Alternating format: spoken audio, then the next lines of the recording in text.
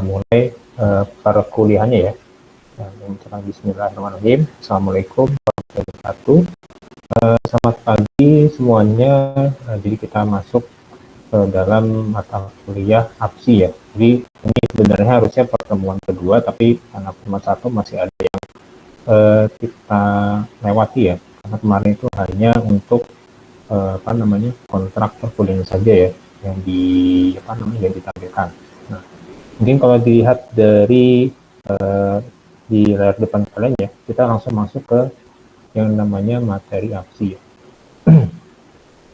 Nah, ini kalau kita lihat di sini ya,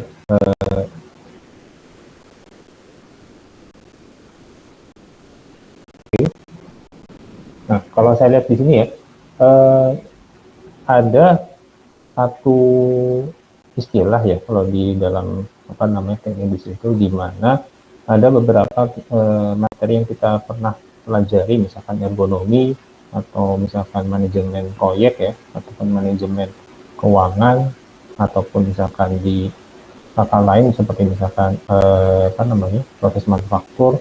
Nah, di sini untuk di kakak posi ya, kita masuk ke dalam namanya sistem informasi. Kalau di bahasa Inggris itu istilahnya adalah information system ya. Nah, mungkin kalau kalian pernah mendengar istilah seperti information system itu, istilahnya itu berbeda dengan yang ada di teknik informatika ya. Nah, kalau di teknik informatika itu kita mempelajari beberapa bahasa pemrograman, di mana kita membuat satu aplikasi menjadi apa yang digunakan atau apa yang kalau tidak salah diperoleh dari masing-masing organisasi atau perusahaan. Nah, kalau di bidang teknik industri itu kita melihat dari sisi bisnis prosesnya ya. Jadi misalkan kalau di perusahaan tersebut punya aplikasi sederhana misalkan dalam bentuk Microsoft Excel ya. Kalau misalkan belum mempunyai aplikasi OpenERP. Nah, kita melihat dari sisi human-nya. Human-nya itu apa saja? Itu adalah misalkan dari usernya, dari ownernya, dari manajernya yang menggunakan aplikasi tersebut. Nah, apakah aplikasi tersebut itu bisa cocok atau misalkan sesuai dengan otoritasnya dia? Ya.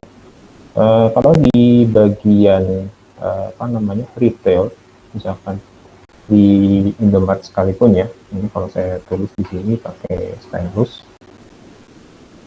Nah, biasanya kalau di Indomaret ataupun di Alfamart ya,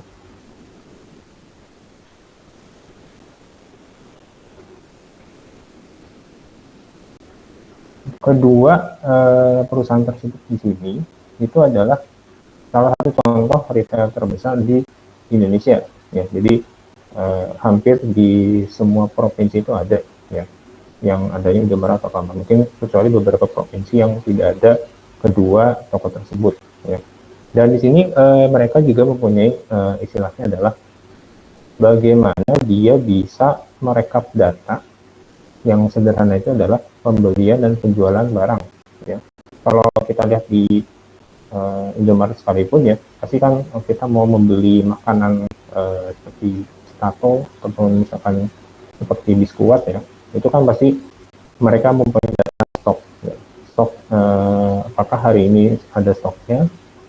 Kalau misalkan data stoknya itu kosong, maka harus memenuhi stok, itu namanya replenishment ya.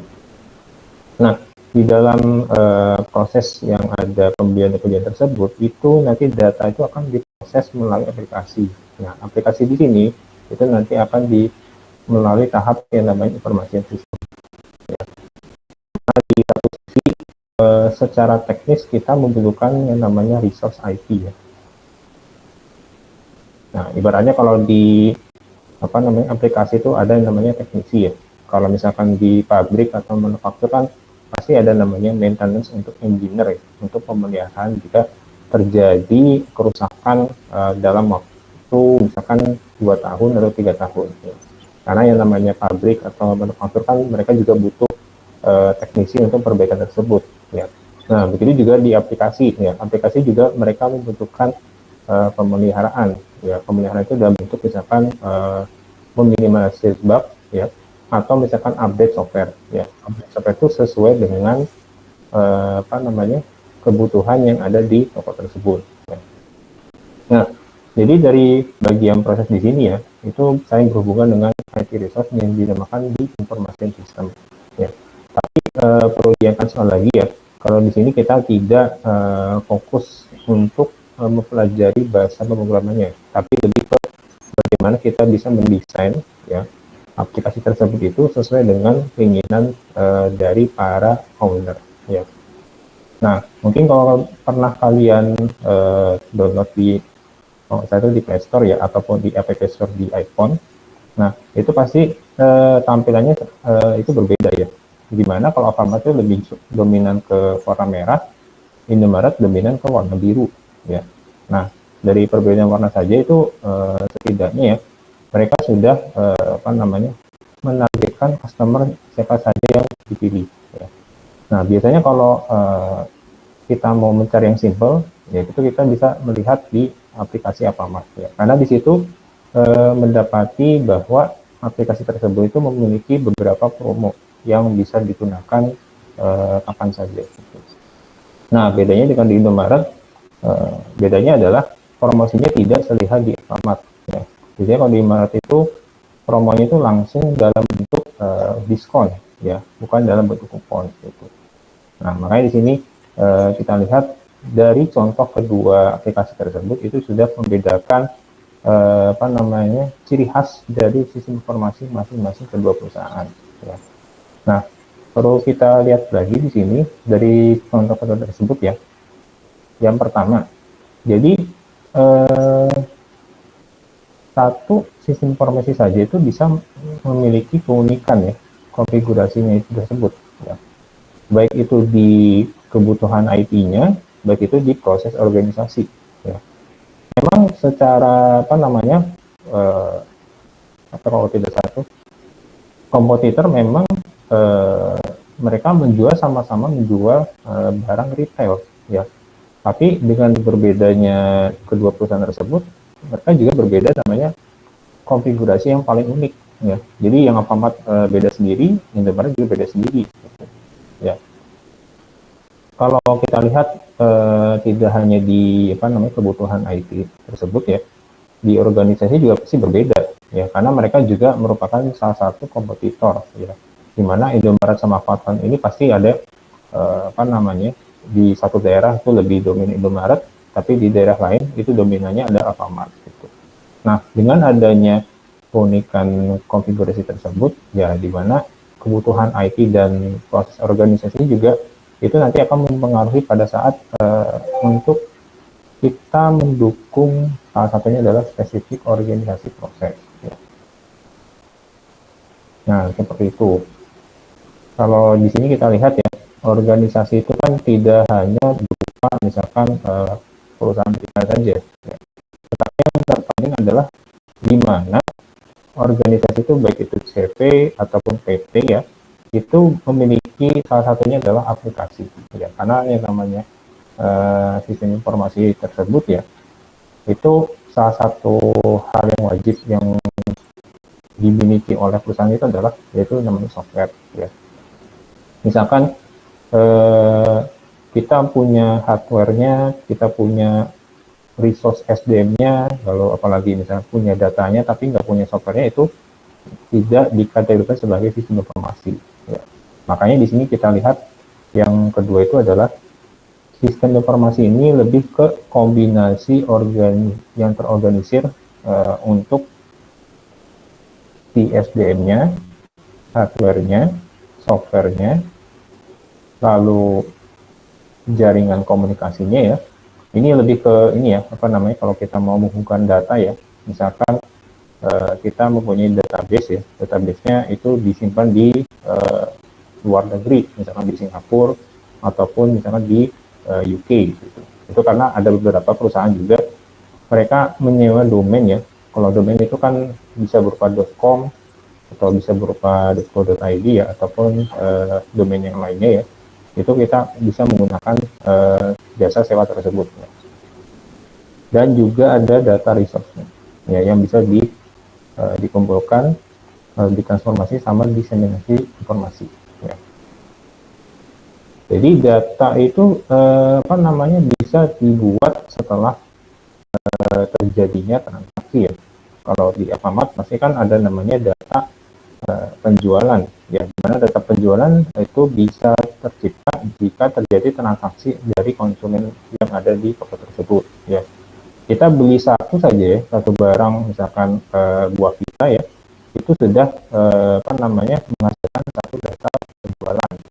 Nah, makanya dengan adanya data tersebut itu dikumpulkan, ya, menjadi beberapa data, ya, dalam waktu misalkan 1 bulan ataupun 1 tahun. Nah, data itu nanti dikoleksi, ya, itu menjadi namanya informasi, ya. Informasi itu dihasilkan dari mana? Dari beberapa data yang dikumpulkan tadi, ya.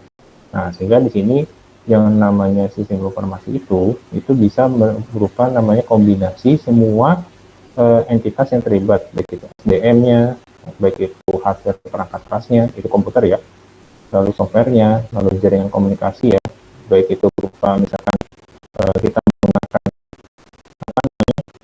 jaringan atau wifi-nya, ya, dan juga data resource yang bisa kita koleksi seperti itu.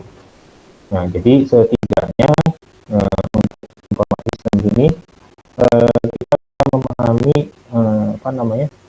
apakah di perusahaan tersebut itu sudah jalan sesuai dengan proses bisnisnya, ya, terutama di bidang IT-nya tadi, ya. Nah, ini baru menurut dari beberapa ahlinya. Nah, setelah itu di pemanfaatan informasi dalam industri, ya, karena yang namanya industri itu kan bisa berupa pabrik skala besar ataupun skala kecil.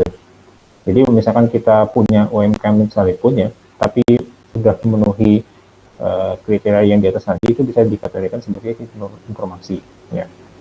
Nah, makanya di sini ada di mana unsur-unsur yang mendukungnya itu adalah informasi teknologi dan industrial proses, ya. Nah, informasi teknologi ini bisa berupa misalkan teknologi yang digunakan oleh perusahaan tersebut, ya. Misalkan apakah dia menggunakan jaringan Wi-Fi yang canggih, misalkan WiMAX, ya, atau misalkan PC-nya itu menggunakan minimal prosesor itu adalah i9 atau i7, ya. Itu bisa dikategorikan sebagai informasi teknologi. Nah, lalu untuk industri prosesnya itu lebih ke metodenya, ya. Metode di sini apakah dia menggunakan metode A, B, C atau sampai Z, ya. Karena di sini yang namanya adanya comprehensive planning dan eksekusi.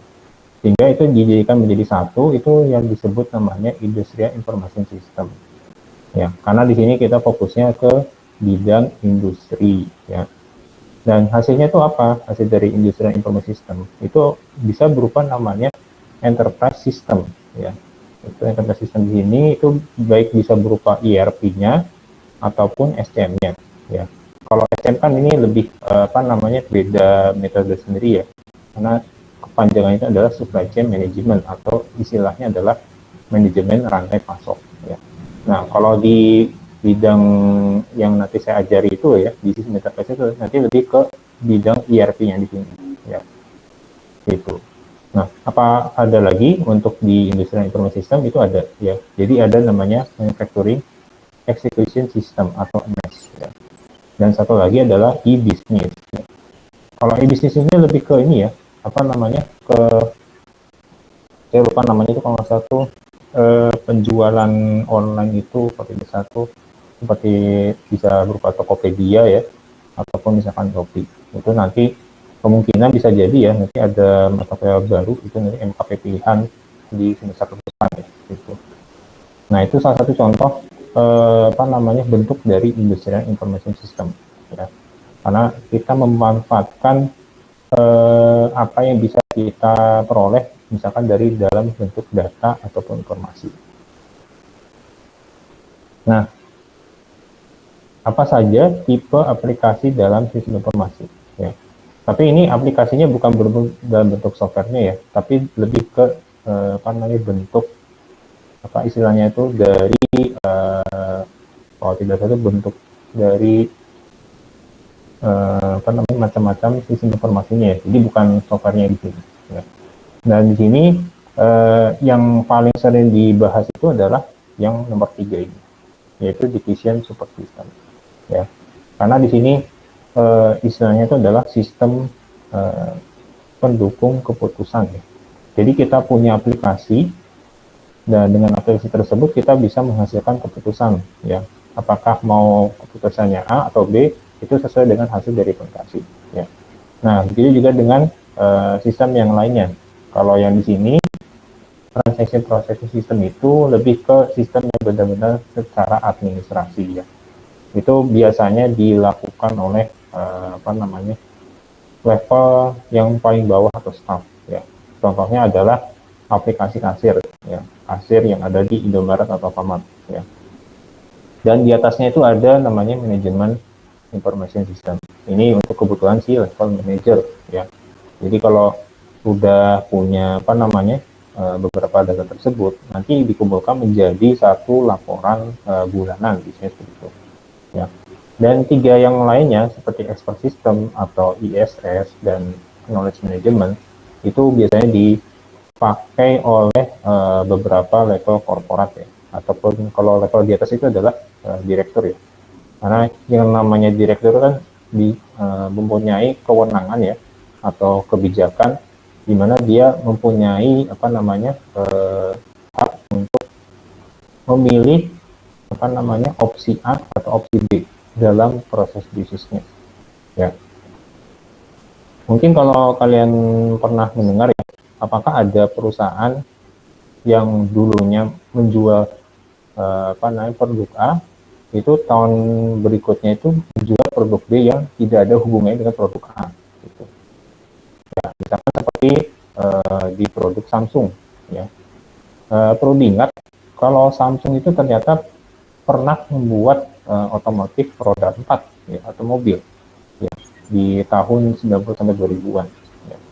Nah, itu mungkin kalau kita secara apa namanya dari pengetahuannya itu kan mind blowing. Jadi kok bisa dari perusahaan apa namanya telekomunikasi HP ya, kalau zaman di tahun 90 sampai 2000-an itu sampai membuat namanya otomotif gitu. Karena di situ ada yang namanya keputusan dari ketiga di bawah di sini, yaitu expert system, lalu ISS ya atau executive support system, dan sampai ke knowledge management ya. Nah, makanya dengan adanya apa namanya tipe aplikasi tersebut itu bisa menghasilkan beberapa keputusan seperti yang ada di perusahaan Samsung ya.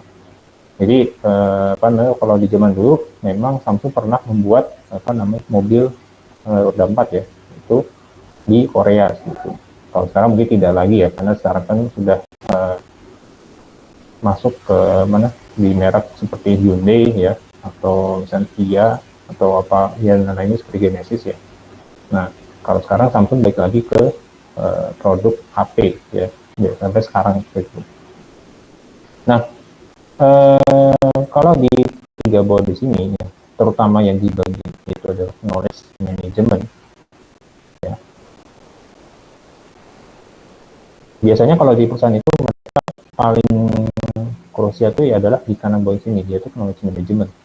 Karena di mana ada beberapa apa namanya staff ataupun owner tersebut ya, pasti kan mempunyai istilahnya itu adalah apa namanya pengetahuan yang berbeda dengan beberapa orang lain ya. Misalkan kalau di kita ya, di mahasiswa A dan mahasiswa B kan pasti mempunyai kelebihan masing-masing ya. Misalkan si A itu kelebihannya bisa apa namanya menguasai dari kuliah di RSKE ya.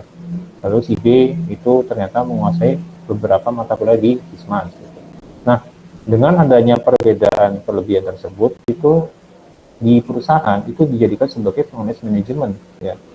Knowledge management ini bisa apa namanya dimanfaatkan sebagai transfer pengetahuan ya. Jadi transfer pengetahuan ini bisa ibaratnya adalah kita punya kelebihan masing-masing, lalu kita bisa apa namanya bukan menerangkan ya, tapi bisa apa namanya mengajarkan kepada yang belum pernah tahu ya. si produk tersebut. Makanya di sini kita membutuhkan namanya knowledge management, terutama di perusahaan. Ya. Jadi ibaratnya punya reservasi ya yang ada di apa namanya orang tersebut. Nah, orang tersebut harus apa namanya memberikan info kepada orang yang belum tahu si reservasi tersebut. Ya. Dan tentunya ini pasti apa namanya sifatnya adalah konfidensial ya. Jadi tidak boleh apa namanya bocor ke perusahaan lain.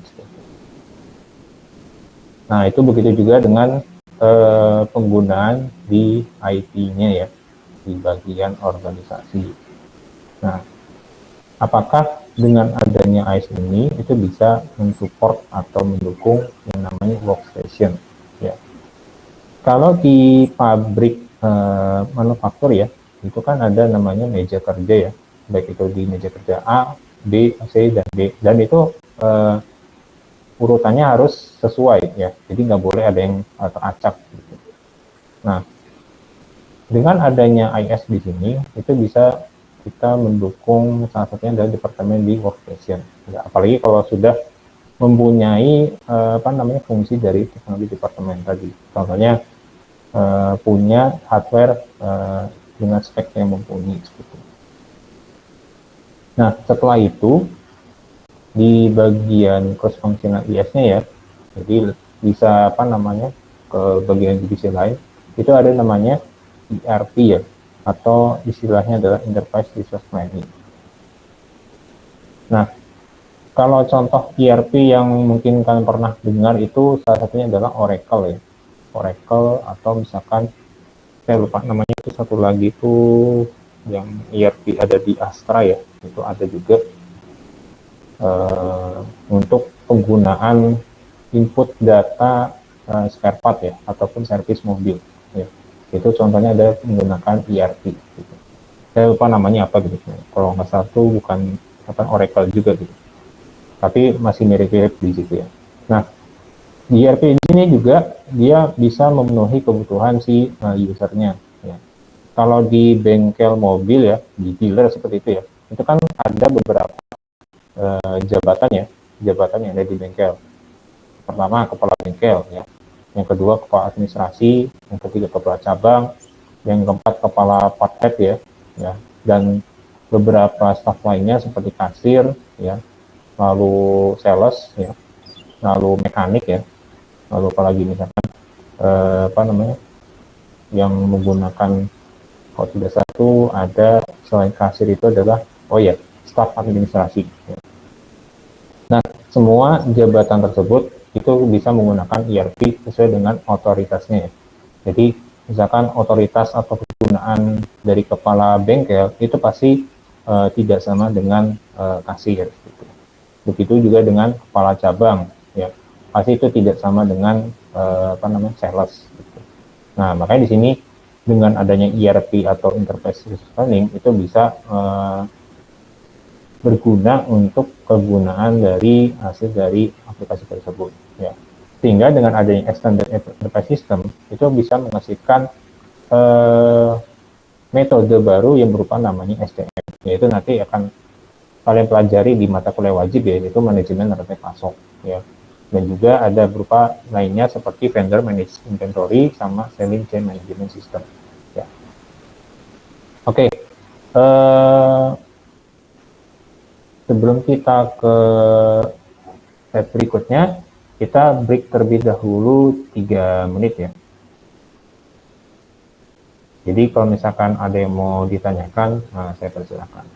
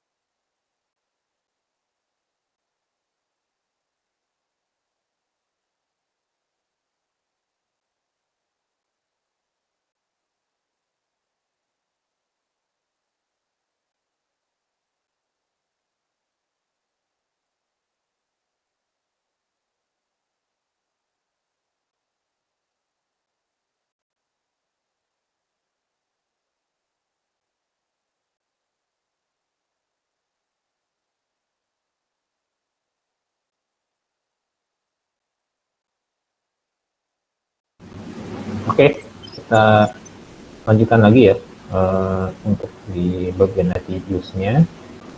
Sekarang kita masuk ke interface business system, di mana di sini adaptasi dari Loudon dan Loudon.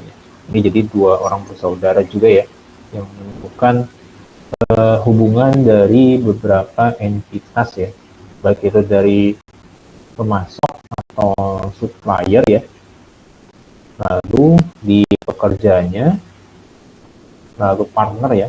Partnernya lebih ke misalkan kalau kita bekerja sama dengan vendor satu atau vendor dua ya, itu beda dengan supplier tadi. Satu lagi adalah customer-nya. Jadi masing-masing dari entitas tersebut itu nanti akan ketemu di bagian ERP-nya ini ya. Nah, ERP ini yang menghubungkan dengan beberapa entitas tadi. Misalkan kalau ERP dengan customer itu mereka menggunakan sistem yang namanya CRM atau Customer Relationship Management ya. Di sini biasanya kita menggunakan e-commerce ya. Itu biasanya kalau kita mau menjual barang secara online ya, baik itu di Tokopedia ataupun di Shopee. Nah, kalau di ERP-nya di bagian supplier, itu kita menggunakan namanya manajemen rantai pasok atau supply chain management. Ya. Nah, kalau ERP dengan pekerjanya, itu kita menggunakan knowledge management tadi. Nah, knowledge management ini tadi biasanya ada, kalau di kampus lainnya itu ada mata kuliah tersendiri. Gitu. Nah, satu lagi adalah ke bagian partner ya. Kalau partner ini lebih ke partner relationship management ya, baik itu berupa penjualan selling ataupun distribusi ya. Nah, dari keempat tersebut itu nanti akan diolah prosesnya, itu kita menggunakan namanya aplikasi ERP. Contohnya tadi adalah Oracle ya, sama tadi saya lupa namanya yang di Astra itu masih belum ingat juga ya. Nah, sehingga dengan adanya ERP di sini itu kita bisa melihat aktivitas ataupun data ya yang telah dilakukan setiap hari ya selama keempat aktivitas tersebut itu berjalan gitu. Dan tentunya memang ERP ini harganya biasanya tidak murah ya, karena yang dijual oleh pihak penyedianya sekalipun itu mereka menjualnya bukan per aplikasi ya, tapi per user ya. Kalau misalnya kita mau beli ya, contohnya ya di aplikasi ya, misalkan Microsoft Office ataupun kalau tidak satu misalkan Netflix ya atau Disney Hotstar ya, itu kan bisa dijual satu tapi bisa berbarengan ya.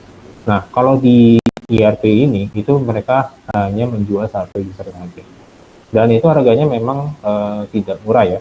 Biasanya itu 2 digit ya, itu bisa mencapai 10 juta ya. Saya nggak tahu, lupa, kalau tidak salah itu per bulan atau per tahun gitu. Tapi keamanan dari ERP itu memang terjamin ya, karena mereka juga mempunyai security data ya, jadi tidak bisa dibobol oleh pihak luar gitu. Karena ERP sifatnya biasanya tertutup ya, jadi tidak open source ke pihak luar gitu. Karena di satu sisi ERP tersebut kan bisa melindungi perusahaan yang menyewa jasanya gitu, ya. Dan kalau misalkan terjadi apa-apa ya, mereka juga punya backup datanya. Dan juga kalau misalkan mereka melakukan migrasi data tersebut ya, pasti mereka juga punya namanya customer service ya. Nah, ini baru namanya di enterprise business system. Nah, kalau di peranannya dalam organisasi itu apa aja ya. Jadi kalau kita lihat di sini kepentingan atau pentingnya dalam satu informasi sekalipun ya. Jadi informasi itu lebih ke sumber yang paling kritis ya, atau paling penting, baik itu di operasi yang bawahnya ataupun di manajemen ya. Misalkan kita mungkin belum pernah tahu ya kebutuhan dari calon customer itu apa ya. Misalkan kita mau membutuhkan, kalau di otomotif ya, di roda 2, bagaimana calon customer itu bisa mendapatkan motor ya, motornya murah, lalu tidak perlu mengganti gigi ya, atau misalkan metik, tapi desainnya bagus ya. Dengan adanya kebutuhan cangkok tersebut itu bisa dimasukkan ke dalam data ya, data yang dimana nanti diolah menjadi satu informasi ya. Dan dimana informasi yang kita peroleh dari cangkok tersebut itu bisa disimpulkan bahwa biasanya kalau di cangkok customer yang ada di negara Indonesia sekalipun ya, mereka mementingkan desainnya terlebih dahulu ya, dibandingkan dengan mesin yang dijual oleh pabrikan ya. Jadi kalau misalkan desainnya bagus dan diterima, itu pasti yang lebih laku ya, dibandingkan dengan yang menjual hanya mesinnya saja gitu. Atau misalkan desainnya tidak terlalu bagus tapi mesinnya bagus, itu kemungkinan penjualannya tidak sebagus yang desainnya bagus tadi ya. Nah itu kejadian di negara kita juga gitu ya, karena mereka atau kita pun pasti memilih desain yang bagus juga gitu. Dan tentunya dengan harga yang murah. Nah dengan adanya informasi tersebut, itu merupakan sumber yang paling kritis baik itu di bidang operasinya ataupun manajemen tadi ya. Nah sehingga dengan adanya tersebut ya, itu bisa merubah perilaku yang ada di pabrikan ya. Jadi pabrikan memenuhi kebutuhan customer ya, sesuai dengan keinginan customer, tapi tentunya meskipun dengan harga yang tidak terjangkau, setidaknya tidak menahan harganya tidak terlalu mahal ya. Makanya di sini kenapa ada aliran data ya, ataupun aliran barang, di mana ada beberapa divisi yang berupa produk desain, produksi, sales, delivery, sama service ya. Ini kalau produk desainnya bagus ya, kalau misalkan di mata awam sekalipun desainnya bagus, itu bisa berpotensi berpengaruh pada produksinya tadi ya. Jadi rata-rata kalau desainnya bagus tapi harganya murah ya, itu bisa berakibat permintaan tinggi sehingga produksinya harus ditingkatkan ya. Sehingga dengan adanya produksi ditingkatkan, itu akan mempengaruhi si salesnya tadi ya. Nah di sini kalau kita lihat ya, itu contoh informasi yang bisa kita peroleh dari kebutuhan calon customer ya.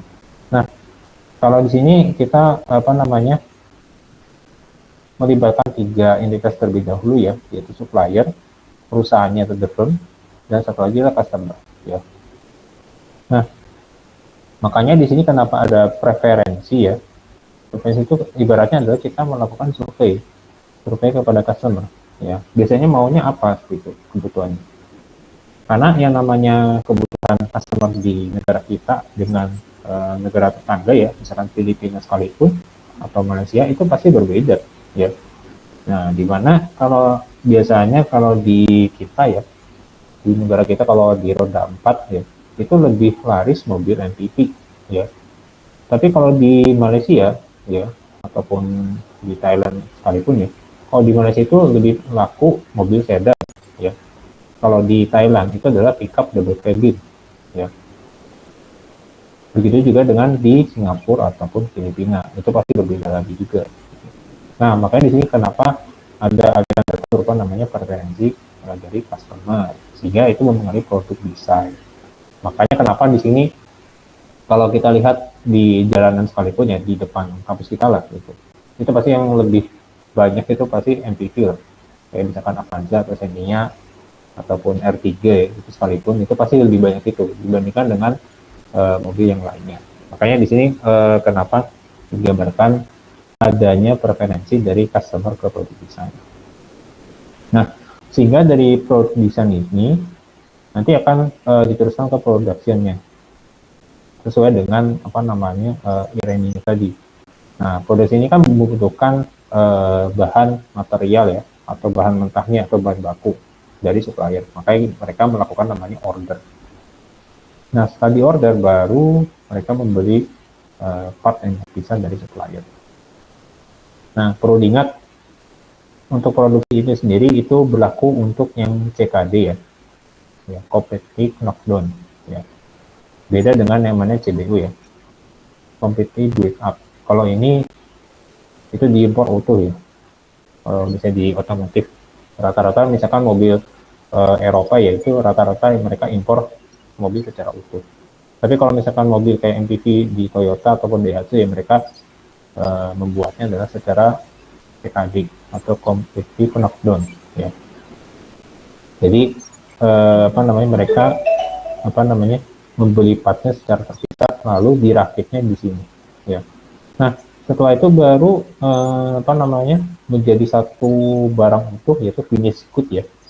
Jadi satu mobil ya itu nanti langsung di delivery ya, diantar ke customer gitu. Dengan catatan ada namanya sales, penjualan ya.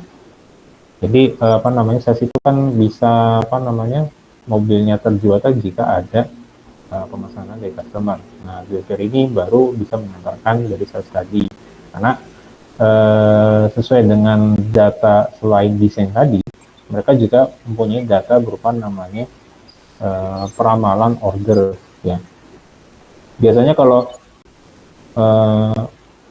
barang seperti mobil atau motor itu laku kalau nggak di akhir tahun ya, mendekati lebaran ya. Nah kalau di Indonesia seperti itu ya, jadi rata-rata yang paling laku tuh kalau tidak mendekati lebaran biasanya adalah di akhir tahun ya. Kalau di akhir tahun kan mereka mengejar yang namanya kalau tidak saya itu diskon akhir tahun ya, karena beda produksi tahun itu biasanya diskonnya lebih besar ya. Nah kalau misalnya lebaran biasanya rata-rata adalah mereka mendapatkan THR. Jadi biasanya di situ dari dua periode itu biasanya mobil otomotif itu lebih laris di waktu tersebut. Nah setelah itu baru diantar ke customer tadi dari delivery. Ya. Baru dari customer ini melakukan namanya service ya. Jika ada maintenance ya dalam waktu 1 tahun ataupun misalkan 6 bulan gitu. Dan mereka juga mendapatkan peralatan equipment ya, misalkan dalam bentuk spare part. Dan seterusnya seperti itu untuk informasi yang ada di contohnya di otomotif baik itu roda 4 atau roda 2. Ya. Nah, ini baru di sumber yang paling kritis ya. Kalau secara waktu ya itu bisa terjadi kapan saja ya, karena mereka juga harus membutuhkan managerial function ya. Seperti misalkan planning ya, itu udah jelas mereka juga butuh perencanaan yang matang ya.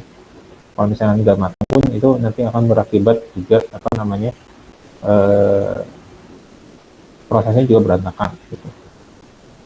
Nah sehingga dari proses di sini itu lebih ke tugas atau task ya, itu bisa memiliki performansi ya atau keunggulan untuk bisa mencapai hasil yang diinginkan ya atau achieve a defined outcome. Misalkan kita targetnya produksi mobil dalam waktu 1 hari itu adalah 1000. Nah, kalau misalkan sudah achieve atau misalkan sudah memenuhi target tersebut, maka proses itu bisa dikatakan berhasil ya. Karena indikator keberhasilan adalah bagaimana kita bisa memenuhi outcome tadi ya. Nah, setelah itu di sini ada data dan informasi ya. Setidaknya ya data ini bisa dikoleksi sebagai salah satu yang namanya observasi ya. Ya makanya di sini observasi itu kan bisa digunakan sebagai kalau kita mau penelitian tugas akhir ya. Karena yang namanya data primer dan data sekunder itu juga bisa diolah menjadi penelitian ya. Dan tentunya observasi ini juga harus kita mempunyai namanya validasi ya, dan verifikasi. Nah, data itu bisa menjadi informasi ketika itu bisa diproses ya. Ya kalau nggak bisa diproses ya berarti nggak bisa jadi informasi gitu. Nah, contohnya yang sederhana itu adalah data penjualan yang ada di retail Indomaret ya.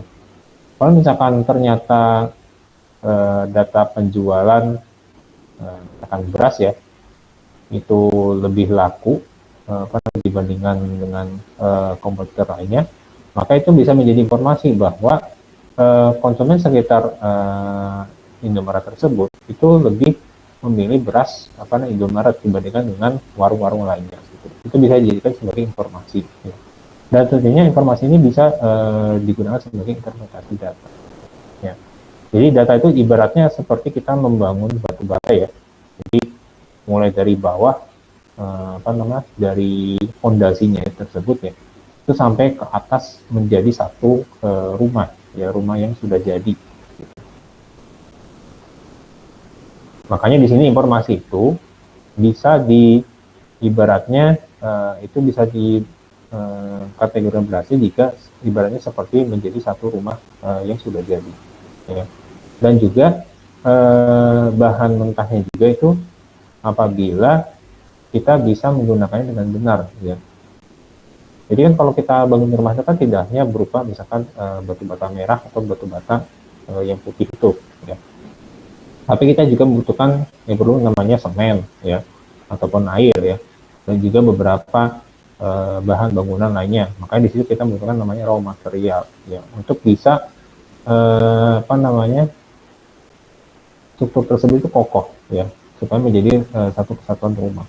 Nah, makanya di sini bagaimana bisa menjadinya informasi itu salah satunya adalah bagaimana kita bisa mengorganisir yang namanya kumpulan beberapa data ya. Karena dengan adanya data itu bisa menjadi satu informasi yang berguna bagi perusahaan. Nah, setelah itu di hierarki informasi ya. Jadi ini saya singkat saja kalau di sini. Jadi yang paling bawah itu adalah data, tingkat atas informasi, yang ketiga knowledge, yang keempat adalah wisdom atau kebijakan. Ya. Nah, kalau knowledge kan lebih ke pengetahuan ya, pengetahuan yang sudah dimiliki oleh si user tadi. Ya. Apakah dengan adanya pengetahuan tersebut itu bisa ditransfer kepada yang lain atau enggak? Tapi biasanya kalau dengan adanya knowledge management itu mau nggak mau harus kita transfer knowledge manajemennya. Sehingga dengan adanya knowledge tersebut itu menjadi satu kebijakan. Biasanya kalau satu kebijakan di perusahaan itu pasti berbeda dengan perusahaan lain, ya. Dimana biasanya kalau wisdom ini lebih ke bukan unik ya, tapi ciri khasnya dari perusahaan tadi. Ya. Makanya di ciri khas masing-masing perusahaan itu pasti berbeda-beda. Nah, seperti ini hierarkinya. Untuk di bagian diagram Venn-nya ya, jadi yang paling terkecil itu adalah informasi teknologi terlebih dahulu, ya. Baru informasi sistem, baru work systemnya, baru sampai perusahaannya. Ya. Jadi urutannya seperti ini ya, jadi jangan sampai kebalik. Ya. Di mana informasi teknologi yang paling terkecil, yang paling terbesar itu adalah firm atau perusahaan. Lalu, nah ini komponen yang wajib dimiliki oleh perusahaan ya, kalau mau dikategorikan sebagai sistem informasi. Yang pertama itu adalah hardware-nya. Ini harus wajib ada ya, misalkan seperti CPU-nya ataupun printer dan keyboard. Yang kedua adalah software-nya atau aplikasi. Yang ketiga adalah prosedurnya ya, prosedur lebih ke metode. Yang keempat itu bagaimana dia menghubungkan komunikasi data, misalkan menggunakan WiFi atau menggunakan LAN. Lalu apakah ada database-nya dia di perusahaan tersebut, dan satu lagi adalah orangnya yang menggunakan aplikasi tadi. Nah, kalau misalkan people ini diganti sebagai AI ataupun robot ya, ini masih menjadi perdebatan karena di sini ibaratnya adalah people itu merupakan komponen utama di informasi. Jadi kalau misalkan ini tergantikan oleh AI ataupun robot, itu masih menjadi perdebatan apakah ini bisa tergantikan atau tidak. Tapi tetap saja people di sini memang istilahnya kegunaannya lebih penting ya, dibandingkan dengan beberapa entitas lainnya seperti itu. Ya. Oke, sebentar ini saya tas dulu ya. Nah, biasanya kalau di people itu ya, itu kan pekerjanya sekalipun ya, itu rata-rata kalau tidak salah itu menggunakan sertifikasi IT gitu. Oke. Oh, jangan aktif sebentar.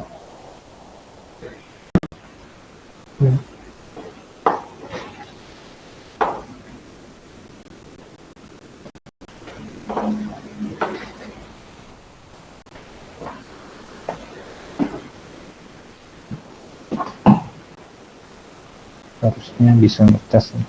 Oke. Oke, sudah ngetes. Oke, kita lanjutkan lagi ya. Jadi untuk yang people tadi, apa namanya? Setidaknya mereka mempunyai minimal adalah sertifikasinya tadi ya, ataupun misalkan pelatihan yang bisa menggunakan aplikasi tersebut. Nah, setelah itu baru kita masuk ke manajemen organisasinya ya. Jadi kalau ini kita hanya sekilas saja.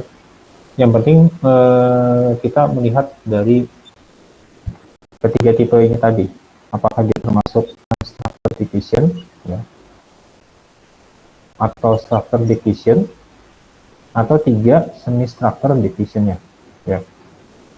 Kalau unstructured itu lebih ke nggak rutinnya, jadi apa namanya, bisa dilakukan misalkan dadakan ya, atau misalkan ada proses yang tidak sesuai dengan SOP ya. Kalau yang structured division ini biasanya menggunakan SOP. Tapi kalau di semi structured itu bisa jadi tergantung adaptasi yang ada di perusahaan tadi ya. Nah, setelah itu di dukungan SI untuk manajemen organisasi ya, biasanya kalau yang paling atas ini adalah lebih ke unstructured tadi ya, karena mereka lebih bebas menentukan tanpa harus melihat SOP tadi. Biasanya di level korporat atau direktur ya, gitu. Dan juga kalau di bagian bawah atau struktur ini itu biasanya masuk ke bagian operasional ya. Ini namanya operasional konten ya. Ini yang di bagian bawah itu namanya PS. Jadi benar-benar full administrasi gitu. Nah, kalau misalnya paling atas kan mereka lebih bebas ya menentukan bisnisnya mau apa gitu. Karena dengan adanya keputusan perubahan tersebut itu nanti akan bisa merubah ke buah-buahnya tadi ya. Ya contoh misalkan kayak Samsung yang tadi saya ceritakan, di mana mereka juga mempunyai perusahaan otomotif roda 4 roda waktu dulu ya. Tapi ternyata mereka merubah lagi ke apa namanya perusahaan telekomunikasi, baik lagi ke HP ya. Nah, makanya di situ dengan adanya perubahan tersebut itu bisa merubah semua level yang ada di bawahnya ya. Nah, ada juga pengomukannya seperti ini ya. Jadi kalau nanti kita pelajari yang namanya DSS tadi, itu maksudnya ke bagian manajemen support system, yaitu setara dengan EI sama NIS di sini. Di bawahnya itu ada support system dan paling bawah adalah TPS, yaitu operation support system. Nah, makanya di sini TSS ini sifatnya adalah lebih administratif. Dan juga di sini pendukung integrasi sebentar tes itu salah satunya adalah menggunakan sistem ERP. Ya. Ini contoh penggambarannya ya. Dan juga untuk integrasi horizontal keluar perusahaan tadi. Ya. Nah, makanya di sini kalau kita lihat ya, kalau ERP sistem itu memang biasanya ya itu lebih ke tidak terbuka atau rata-rata tertutup ya. Tapi ada juga namanya Open ERP ya. Kalau Open ERP itu di mana aplikasi tersebut lebih ke sifatnya open source dan gratis ya. Nah, satu lagi ada jika misalkan enterprise system ya. Jadi lebih luas apa namanya, di mana penjualan barang itu bisa langsung dari pabrik ke customer ya. Contohnya misalkan e-commerce tadi ya, di Tokopedia ataupun Shopee. Oke. Nah, inilah bentuk khusus dari sistem informasi ya. Jadi bisa dilihat yang paling bawah itu adalah TPS, yang paling atas adalah ISS. Gitu. Dan biasanya kalau untuk di mata kuliah saya sendiri itu nanti kita mempelajari namanya Education Support System. Yaitu nanti ada di mata kuliah pilihan. Gitu. Oke, sebelum kita lanjutkan ke materi selanjutnya, kita break terlebih dahulu 3 menit ya. Jadi kalau misalkan ada yang mau ditanyakan, saya persilakan.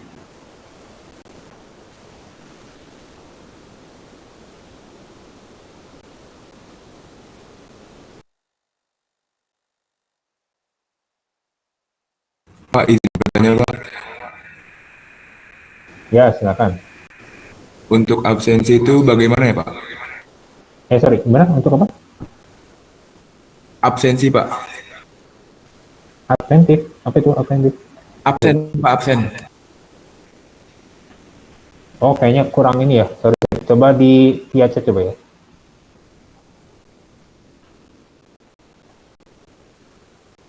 Coba ditulisnya via chat dulu ya. Kemungkinan ini takutnya apa namanya jaringannya agak jelek nih. Oh ya. Kalau saya di absensinya nanti biasanya kalau nggak di tengah-tengah, biasanya di terakhir ya. Jadi ya tergantung apa saya apa namanya melihat nanti.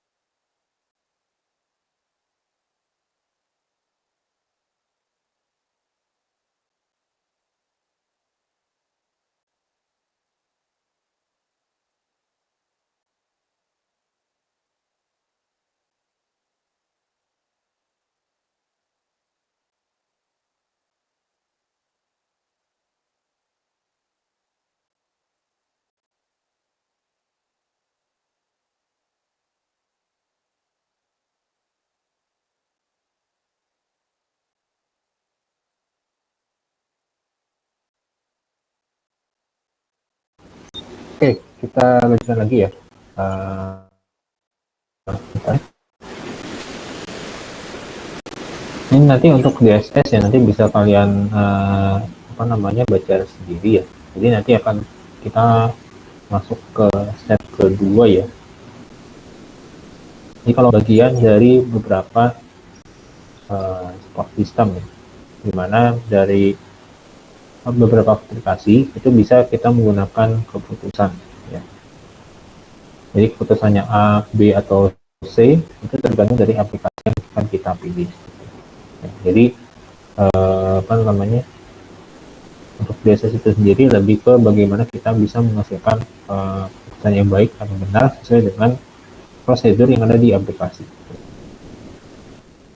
Ini ya untuk kenapa mau DSS sama langsung DSS, nanti bisa kalian baca sendiri di materi DSS. Nah, kita selanjutnya di ke set yang kedua ya, jadi saya stop setting terlebih dahulu. Oke, satu lagi di set yang kedua.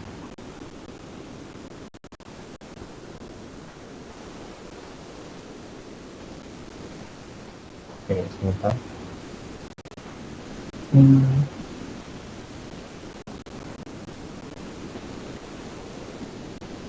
Nah, sebentar dulu. Kayaknya masih agak lama ya. Ini.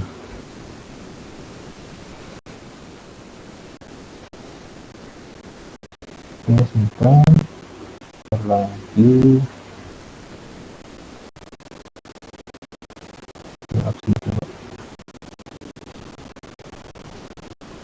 Oke, harusnya sudah masuk ya. Slide yang kedua ini sudah siap. Nah, ini masuk ke bagian manajemen proyek, tapi lebih ke informasi. Jadi kalau kan kalian nanti mungkin atau sudah belum ya untuk di mata kuliah manajemen proyek itu nanti akan mempelajari namanya Gantt chart ya, atau PRT chart. Jadi diagram waktu selesai, waktu mulai. Nah, mungkin yang bisa dilihat di sini ya. Jadi kita masuk ke makro bagian SI. Nah, kenapa kita mempelajari manajemen proyek? Ya, karena yang namanya proyek itu sifatnya bukan tetap ya, tapi hanya sementara. Karena kenapa sementara? Karena mereka mempunyai batasan waktu ya.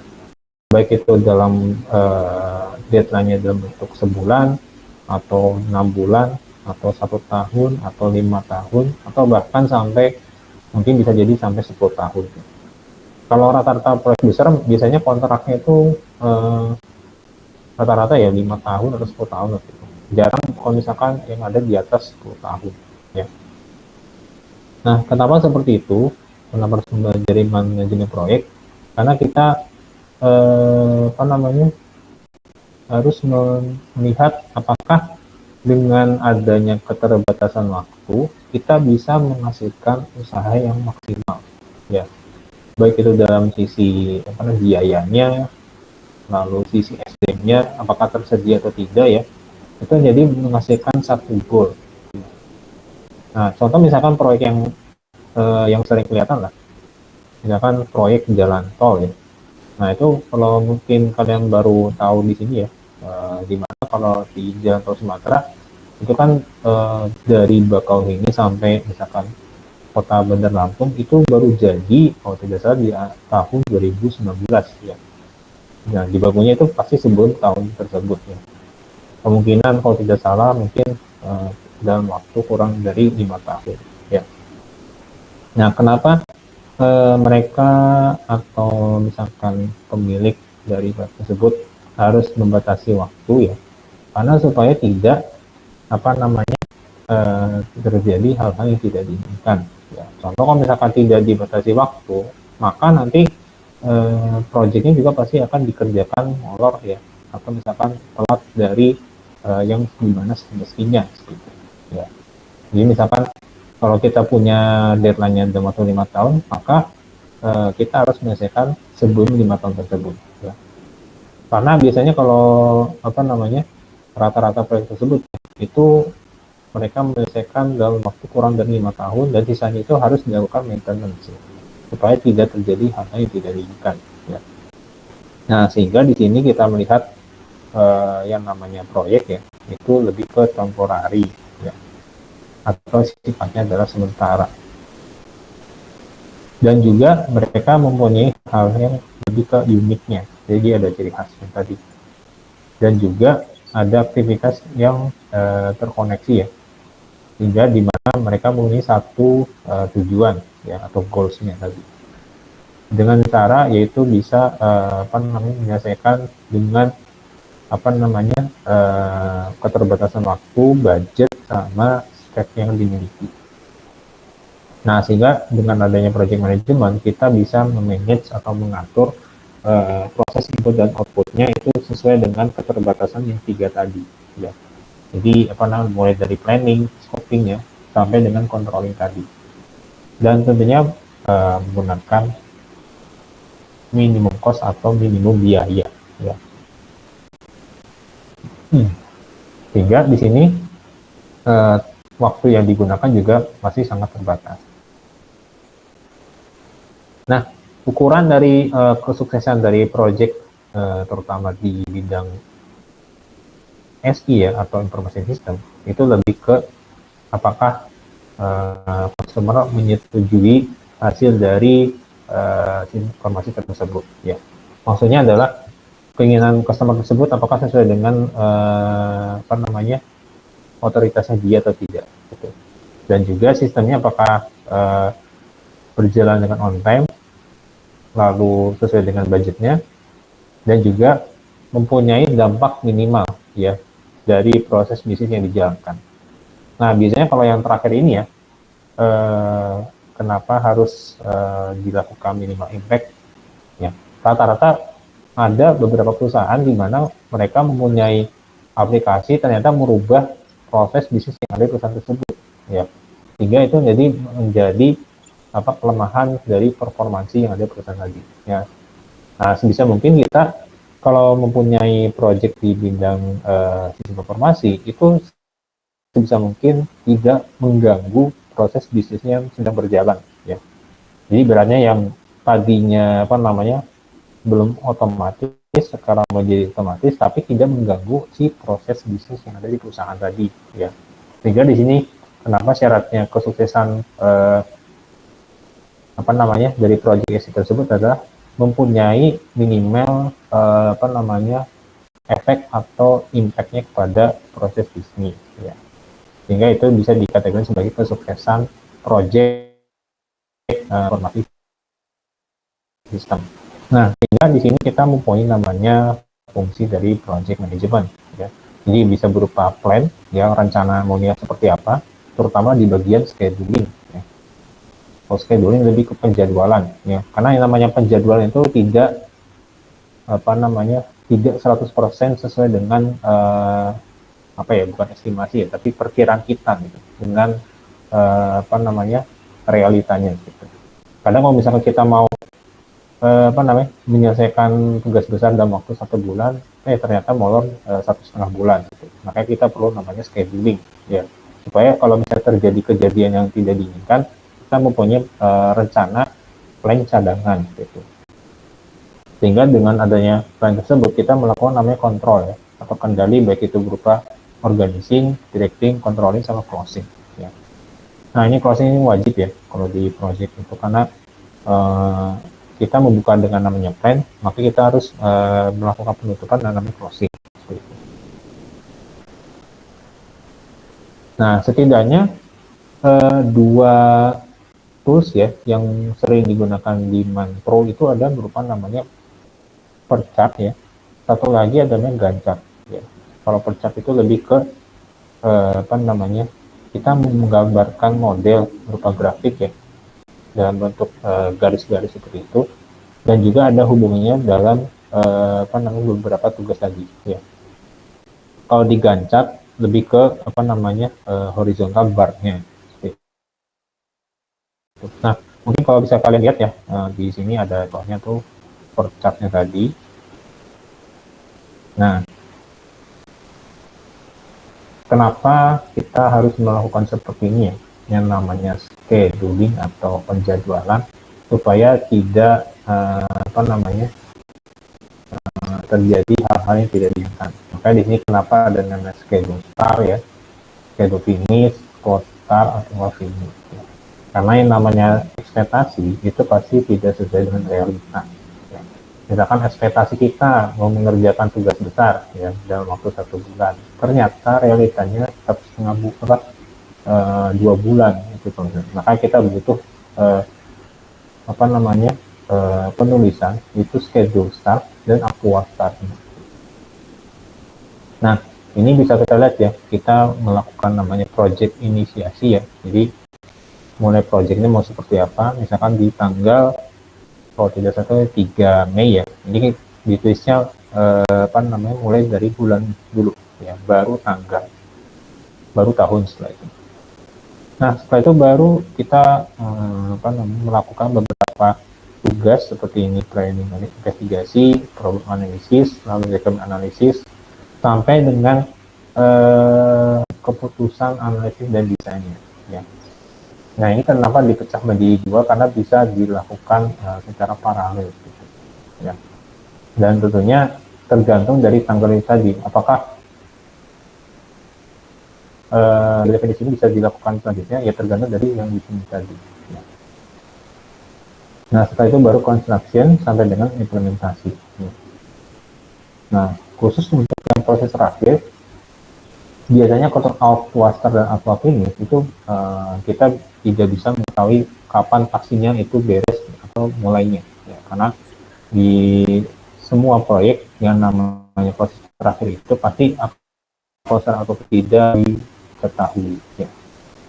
Nah, makanya bisa kita lihat misalkan di sini ya, di project inisiasinya itu adalah dalam schedule mulainya itu tanggal 3 Mei ya. Ini 3 Mei di sini. Tapi realita mulainya juga tanggal 3 Mei juga gitu. Ya, maka ini bisa jalan untuk proyeknya. Ya. Nah, biasanya kalau untuk keberhasilan atau tingkat kesuksesan 100% itu di mana aquastar itu sama dengan schedule start. Ya. Tapi lagi-lagi ya, yang namanya realita itu pasti tidak sesuai dengan ekspektasi. Ya. Nah, setelah itu baru proses 2 ya. Di sini preliminary investigasi. Ini schedule sama akunya sama ya. Jadi 3 Mei. Tapi ada perbedaan ya. Di mana schedule finishnya itu kita rencanakan beresnya tanggal 12 Mei. Tapi auto finishnya ternyata lebih cepat ya. 11 Mei. Gitu. Nah, makanya di sini yang namanya auto finish itu pasti hampir tidak 100% itu sama. Ya. Bisa jadi lebih lama, bisa jadi lebih cepat. Ya. Nah, ini contohnya seperti ini. Kalau di schedule secara ini sama juga ya. Nah, ini problem analysis ternyata actual finish itu lebih lama 2 hari. Ya. Dimana schedule finishnya itu adalah 12 Mei, tapi di aktualnya itu adalah 14 Juni. Itu bulan Juni ya. Gitu. Nah, sehingga di requirement analysis baru bisa dilakukan lagi. Nah, ini kalau kita lihat ya, kenapa schedule start dan awal start itu bisa duluan dibandingkan dengan schedule finish dan actual finish yang ada di sini. Itu bisa dilakukan kalau misalkan tidak ada persyaratan. Ya. Jadi misalkan problem analisisnya itu belum beres nih, masih setengah jalan. Nah, tapi requirement analysis ini bisa jalan setelah dilakukan penentuan schedule start dan actual start tadi.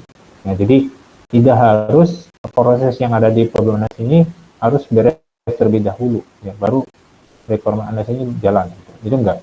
Nah, kalau di requirement analysis ini itu bisa jalan pada saat problem analysis itu belum selesai juga. Jadi bisa ibaratnya adalah paralel. Ya. Nah, ini seperti ini contohnya, di mana setiap proyek itu pasti ada namanya jalannya proses itu secara paralel. Dan selanjutnya seperti yang bisa kalian lihat sampai dengan implementasi di sini. Ya.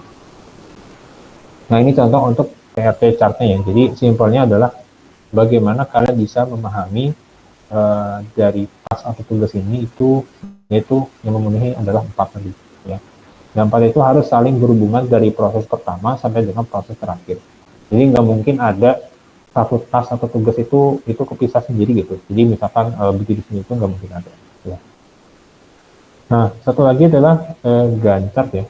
Kalau Gantt itu lebih ke grafik horizontal ya. Jadi ini lebih kelihatan lagi ya. Kalau kita lihat di sini dibanding PRT chart. Kalau PRT chart itu kan lebih ke kotak tabel ya. Nah, kalau di sini kita menggunakan horizontal bar ya. Di mana kita bisa melihat sesuai dengan per bulannya ya.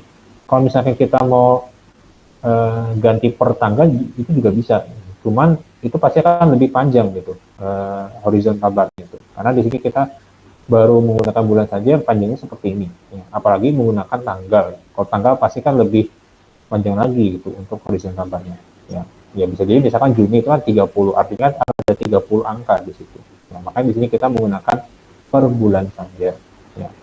Dan masing-masing dari task name ini juga ya, itu kan ada yang kalau misalkan ID 1 itu beres baru bisa lanjut ke ID 2. Tapi kalau di ID 2 ID 3 itu enggak. ID 3 itu bisa jalan paralel pada saat ID 2-nya setengah jalan gitu. Nah, ini bisa dilihat di sini ya. Bagaimana proses yang ada di project itu kadang ada bisa paralel, kadang ada bisa tidak. Gitu. Dan juga tandanya kalau misalnya biru tua, yaitu adalah task atau tugas yang sudah selesai atau komplit. Ya. Tapi kalau misalnya incomplete, itu adalah yang belum selesai. Ya, jadi bisa jadi ternyata di tugas yang keenam atau konsentrasi itu masih setengah jalan gitu.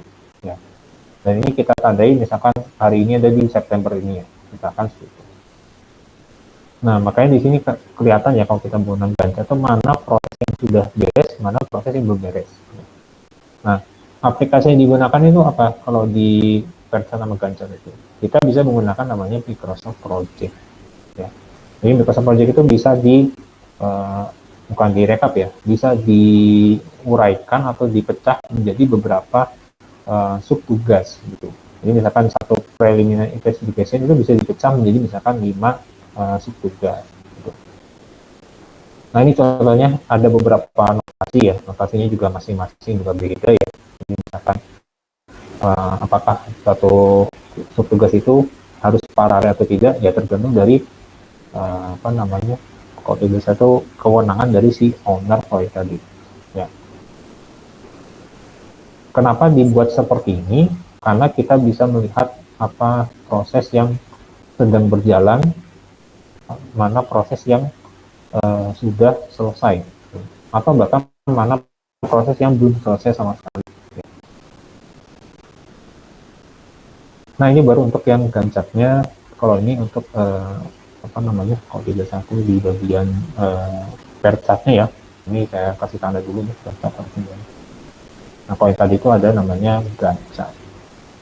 Ya ini seperti ini contohnya.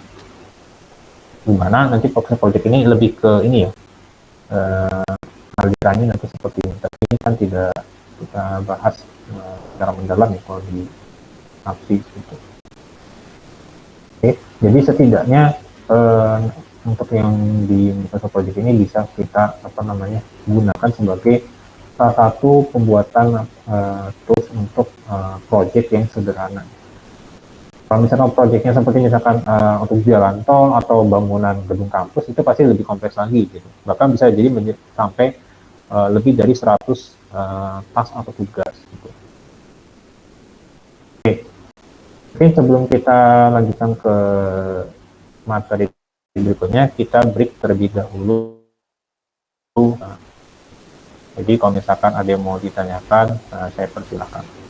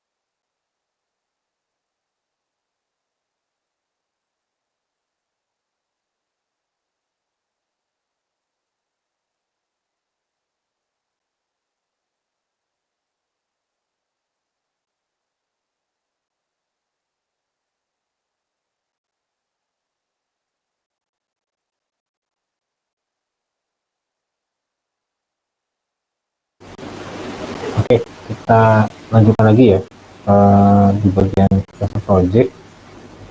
Ini kita lihat dulu. Nah, ini sebenarnya banyak aktivitas ya, jadi lebih ke negosiasi yang pertama ya. Yang kedua identifikasi, ini saya cepatkan saja ya. Nah, ini nanti akan kalian pelajari ya, di mana ada yang namanya data flow diagram, tapi kita pelajari dulu namanya work breakdown structure ya. Jadi misalkan ada task 0 ya, itu nanti dipecah menjadi beberapa fase 1, 2, dan 3.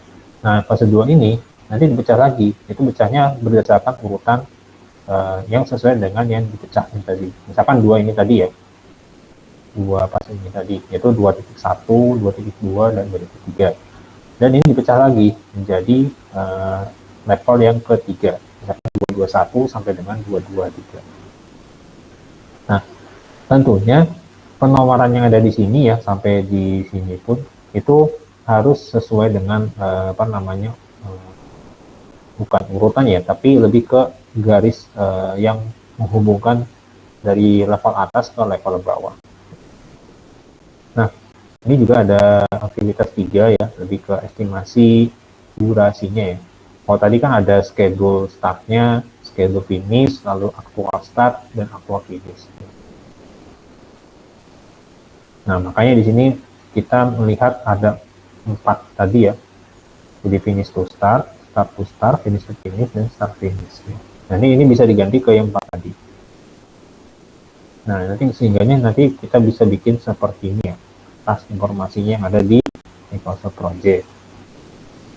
Nah, strategi schedule-nya mau seperti apa? Apakah mau forward atau misalkan backward? Tapi rata-rata ya kita menggunakan namanya forward tadi. Jadi maju ke depan. Ya, jadi bukan mundur ke belakang gitu. Kalau mundur ke belakang itu bisa saja ya, tapi rata-rata itu jarang dipakai.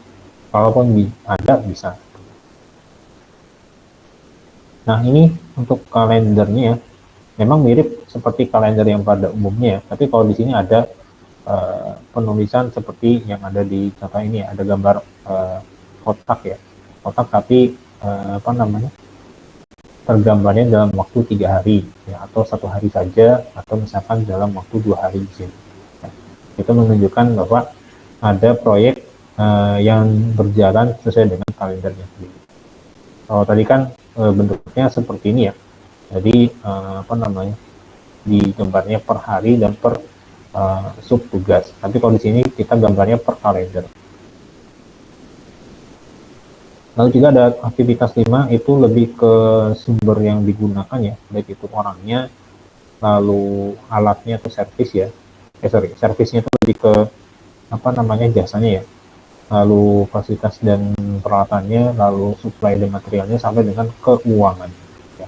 Karena yang namanya keuangan di sini itu lebih riskan dalam menjalankan satu proyek. Dan ini juga ada untuk mendefinisi sumber proyeknya mau seperti apa. Ya. Misalkan kita mau menggaji si jabatan orang tersebut ya, kan ada namanya project manager ya. Lalu misalkan IT developer, itu bisa aja ya kalau di manajer proyek. Lalu misalkan ada analis ya. Lalu juga misalkan auditor, itu semua harus dihitung ya.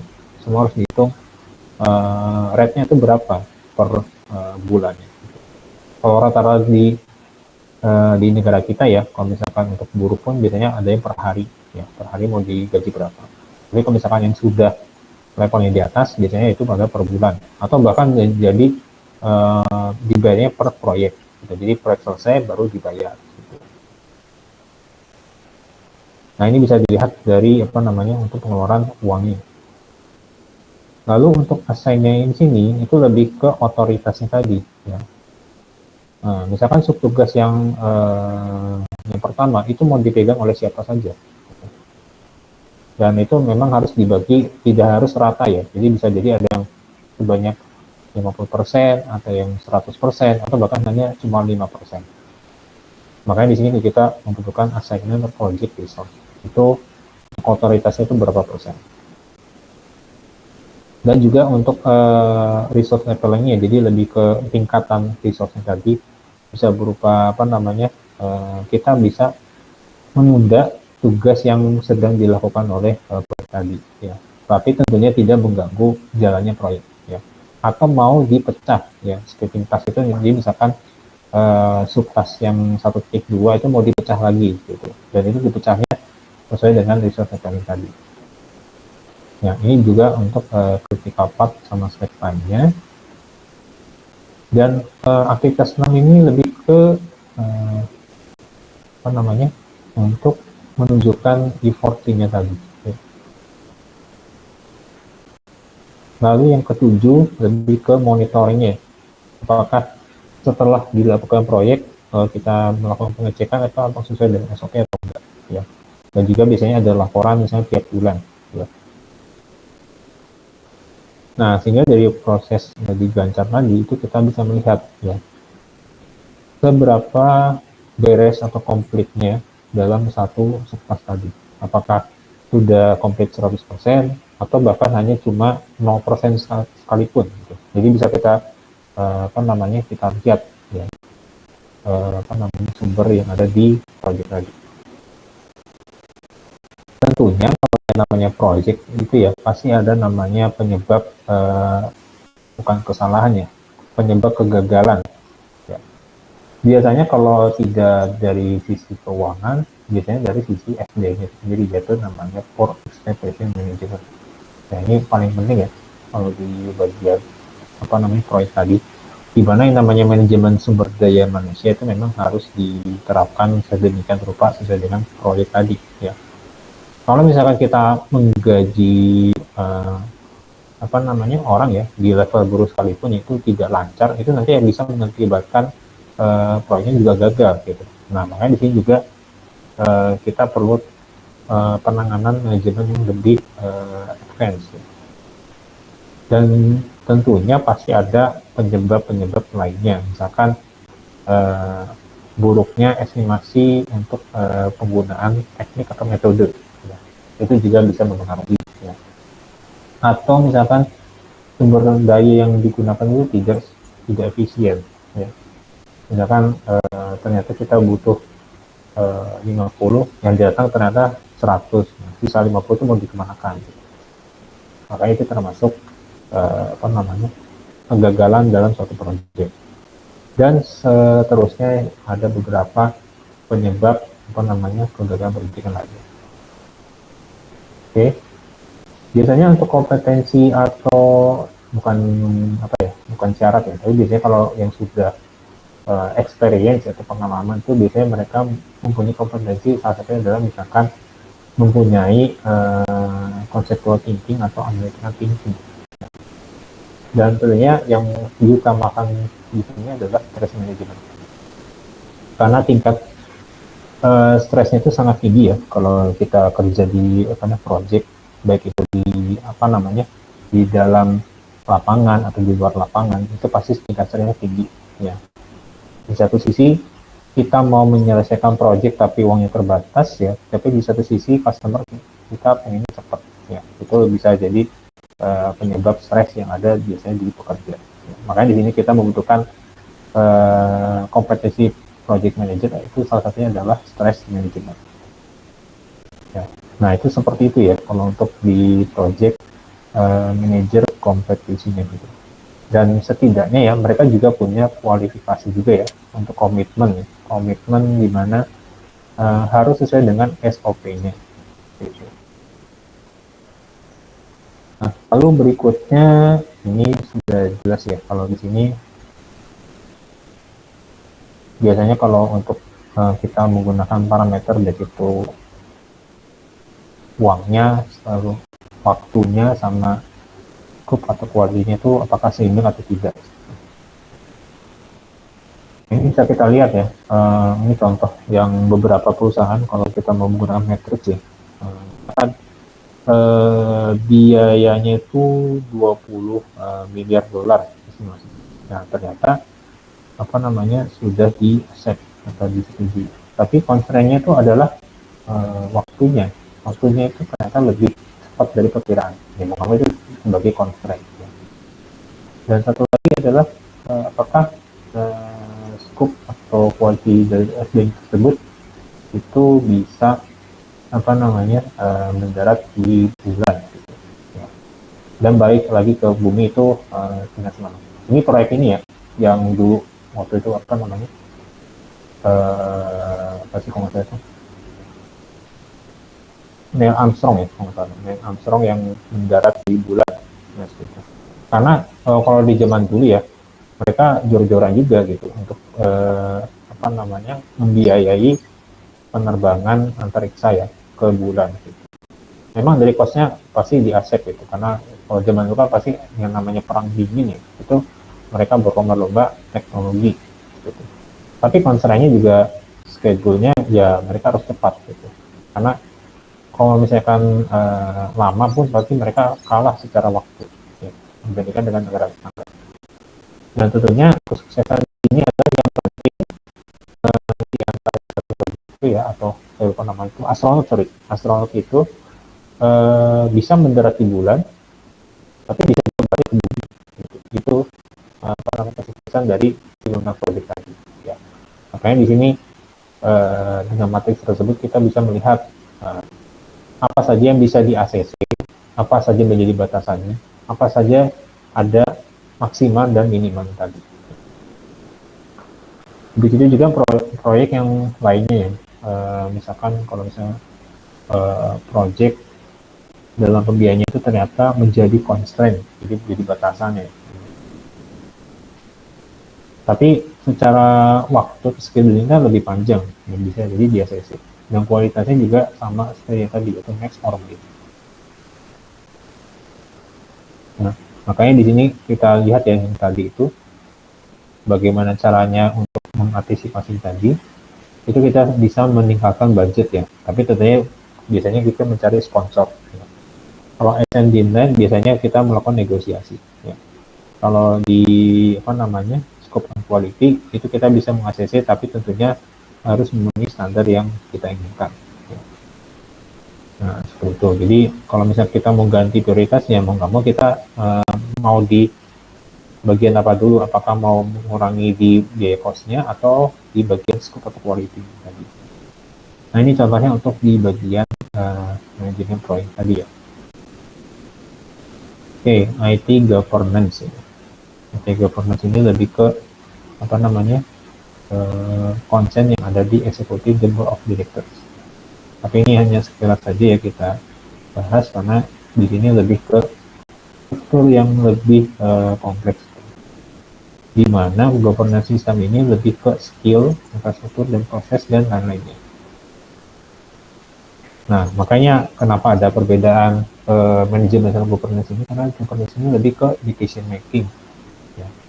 Di mana board of director ini bisa apa ya lebih ke memutuskan yang hampir mirip sama dengan DSS, tapi lebih ke level yang lebih luas. Nah ini contoh untuk Cockpit Core model, tapi ini nggak sampai dibahas terlalu detail ya. Di sini lebih ke domain yang dipakai apa saja, proses yang digunakan itu apa saja gitu. Karena yang namanya IT governance itu memang hampir sama dengan manajemen, tapi lebih ke strategi di bidang IT, khususnya di level director atau direktur utama. Oke, mungkin oh ya sebelum saya tutup ini saya cek satu-satu dulu ya untuk di absensinya sambil apa namanya melihat di chat tersebut. Saya coba satu dulu kita kesana dulu ya.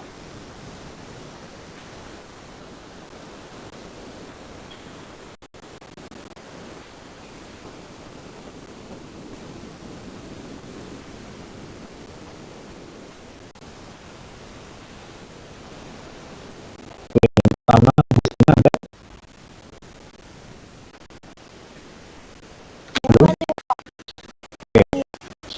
yang kedua saya kira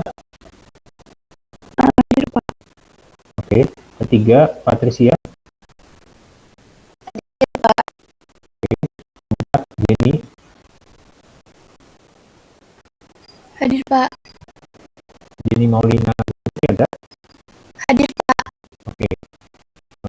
Adelia.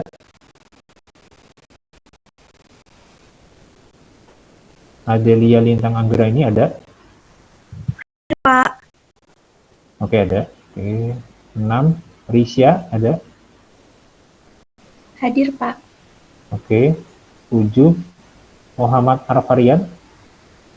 Hadir, Pak. Oke. 8. Raka Sofi. Hadir, Pak. Oke. 9. Nabila Lintang. Hadir, Pak.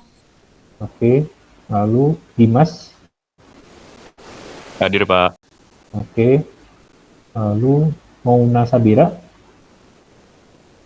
Hadir, Pak. Oke. Lalu Rizal, ada Rizal? Riza Husaini ada? Hadir, Pak. Hadir, maaf. Hadir. Oke. Lalu Muhammad Rifat. Hadir. Oke. Lalu Ahmad Fadi. Hadir, Pak. Oke. Lalu Muhammad Rafi. Hadir, Pak. Sorry, Muhammad Rafi ada? Hadir, Pak. Hadir. Oh iya. Oke.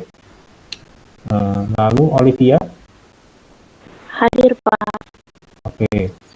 Lalu Claudia. Claudia Destin. Ada Claudia Destin? Oke, nggak ada ya. Claudia Destin nggak ada. Lalu Christopher. Hadir, Pak. Oke. Lalu Nova Rahmadayanti. Hadir, Pak. Oke. Lalu Sandi Alam. Hadir, Pak. Oke. Lalu Raffi Ardiansyah.